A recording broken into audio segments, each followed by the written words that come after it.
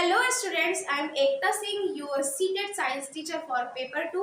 जैसा कि आप सबने मेरे लास्ट वीडियो में देखा, मैंने सेकेंड चैप्टर स्टार्ट किया है, मटेरियल्स ऑफ डेली यूज, दैनिक उपयोगी पदार्थ। ठीक है, मैंने इसके बारे में इंट्रो बताया था, माइंड मैप बताया था, इसमें हम क्या क्या पढ़ने वाले हैं, और मैंने एसिड टॉपिक स्टार्ट कर दिया था। तो एसिड्स को हम हिंदी में अम्ल कहते हैं, हमने ये जाना था, और उसके कुछ फीचर्स हमने पढ़े थे। ठीक है, तो अभी आज हम पढ़ने वाले हैं प्रॉपर्टीज ऑफ एसिड्स, एसिड्स के गुण, अम्लों के गुण। ठीक है, क्या होते हैं अम्ल और उनके क्या स्पेशल फीचर्स होते हैं, ये हम कुछ पॉइंट्स पे यहाँ पर समझेंगे। ठीक है, वीडियो के अंत तक मेरे साथ बने रहिए, हम इसे हिंदी और इंग्लिश दोनों बाइलिंगुअल बेस पे स्टडी करने वाले हैं। आइए स्टार्ट करते हैं। सबसे फर्स्ट पॉइंट है हमारा प्रॉपर्टीज ऑफ एसिड्स में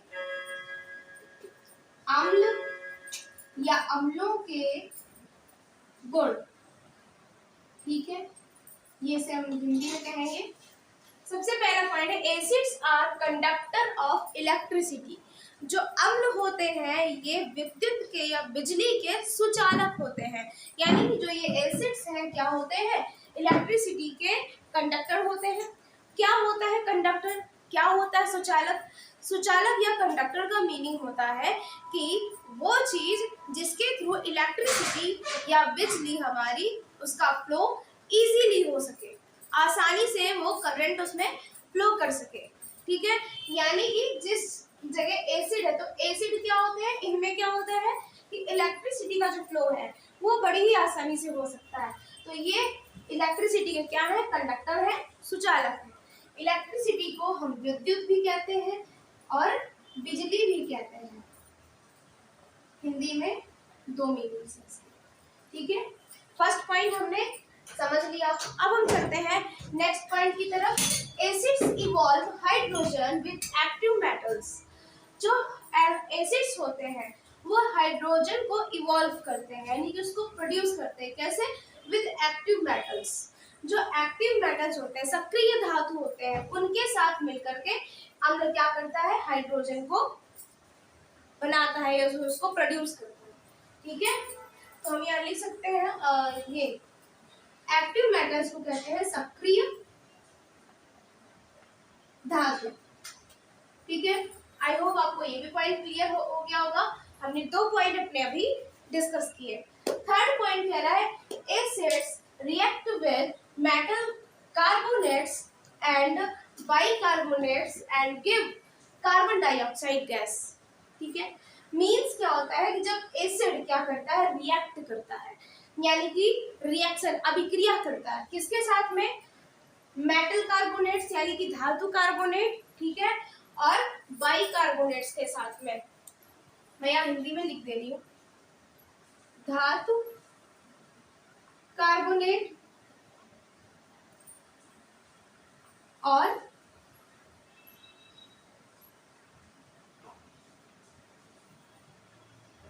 बाइकार्बोनेट्स के साथ में जब एसिड रिएक्ट करती है, ठीक है, गिव्स कार्बन डाइऑक्साइड गैस, तो वो क्या देती है, कार्बन डाइऑक्साइड गैस देती है, यानी कि CO2। इसे हम हिंदी में क्या कहेंगे या इंग्लिश में भी क्या कहेंगे, carbon dioxide.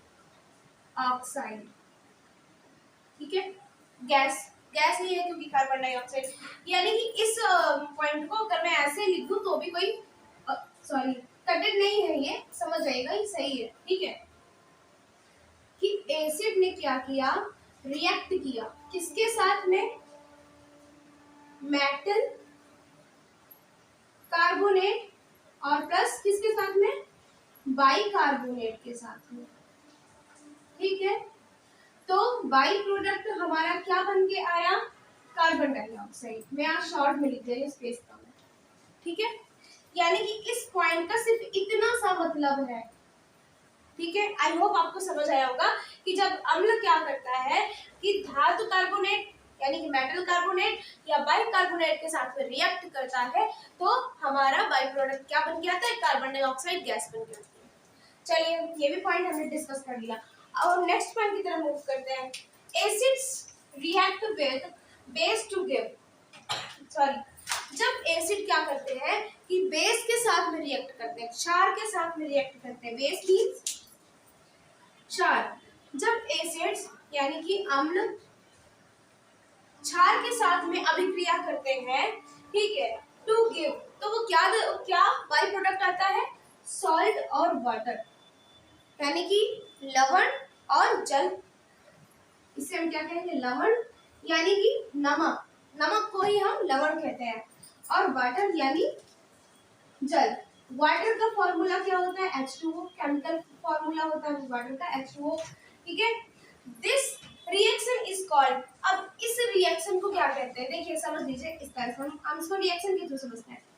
Acid plus base equal to क्या आएगा, सॉल्ट एंड वाटर, ठीक है, यानी कि अम्ल प्लस क्षार क्या हमें प्राप्त होगा, लवण और जल,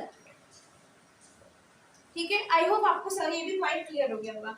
तो इस रिएक्शन को हम क्या कहते हैं, न्यूट्रलाइजेशन रिएक्शन कहते हैं। न्यूट्रलाइजेशन रिएक्शन यानी कि उदासीनीकरण प्रतिक्रिया, ठीक है, इसे हम कहते हैं उदासीनीकरण प्रतिक्रिया। चलिए आगे बढ़ते हैं नेक्स्ट पॉइंट की तरफ। Acids are corrosive in nature, acids कैसे होते हैं, एसिड्स की अम्ल की प्रकृति कैसी होती है, कोरोसिव होती है, यानी कि ये संक्षारक होते हैं, ठीक है।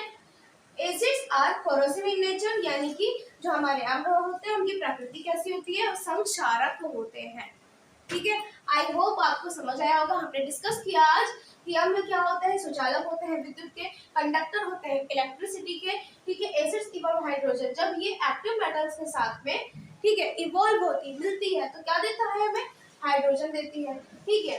और जब एसिड क्या करती है, रिएक्ट करती है मेटल कार्बोनेट्स और बाइकार्बोनेट्स के साथ में, तो वो क्या देती है हमें, कार्बन डाइऑक्साइड देती है, ठीक है। फिर हमने देखा कि जब एसिड बेस के साथ में रिएक्ट करती है तो हमें क्या देती है, बाई प्रोडक्ट सॉल्ट और वाटर देती है। तो जब सॉल्ट और वाटर बाई प्रोडक्ट आता है, बेस के साथ एसिड रिएक्ट करता है, तो इस रिएक्शन को हम क्या कहते हैं, न्यूट्रलाइजेशन रिएक्शन कहते हैं, या हिंदी में उदासीनीकरण प्रतिक्रिया कहते हैं, ठीक है। लास्ट पॉइंट में हमने देखा कि अम्ल क्या होते हैं, संक्षारक होते हैं प्रकृति में, यानी कि एसिड्स नेचर में कैसे होते हैं, कोरोसिव होते हैं, ठीक है। तो आज के लिए इतना ही, मिलते हैं एसिड के नेक्स्ट टॉपिक में, नेक्स्ट वीडियो में, ठीक है।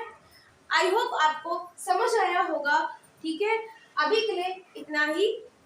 मेरे वीडियो को लाइक करें, कमेंट में फीडबैक जरूर दें और चैनल को सब्सक्राइब करें, जिससे मेरे वीडियो की आने वाली हर नोटिफिकेशन सबसे पहले आप तक पहुंच सके। धन्यवाद।